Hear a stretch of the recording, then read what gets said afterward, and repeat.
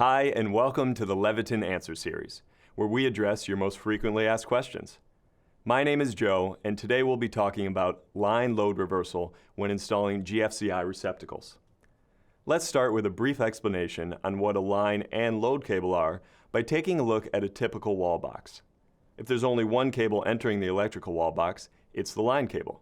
The line cable delivers power from the circuit breaker panel or fuse panel to the GFCI. This cable should be connected to the GFCI's line terminals only. On the back of the device, you'll see markings indicating the line connections. One is the hot side with a brass screw. The other is the neutral with a white or silver screw. The line's hot wire, which is usually black, must be connected to the brass terminal screw, and the line's neutral wire, usually white, must be connected to the white or silver colored terminal screw. The load cable delivers power from the GFCI to another receptacle downstream in the circuit. The load terminals are under the yellow sticker on Leviton GFCIs. This cable should be connected to the GFCI's load terminals only. The load's hot must be connected to the brass terminal screw, and the load's neutral must be connected to the terminal marked white with the silver-colored terminal screw. Now, a common error made during the installation process is line load reversal. In other words, the line and load cables are connected to the wrong terminals. This will affect the protection provided, creating an unsafe condition.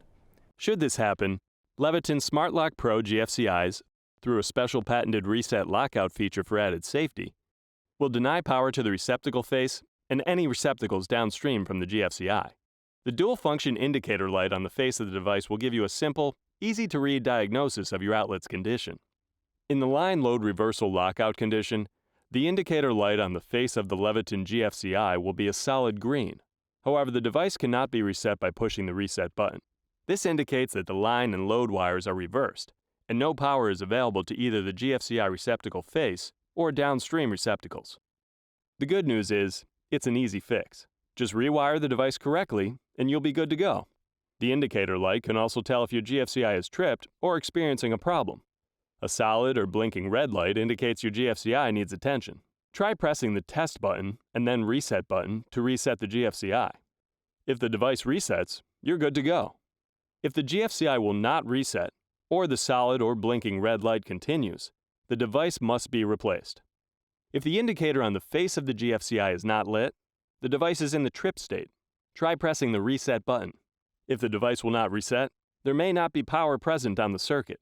You should check your panel and reset the circuit breaker if needed. So when installing GFCIs or any device, please refer to the instruction sheet that comes with it. The GFCI installation instructions and diagrams will clearly indicate the line and load terminals to help avoid mix-ups. You can also visit Leviton.com to view a step-by-step GFCI installation video. Until next time, I'm Joe with the Leviton Answer Series.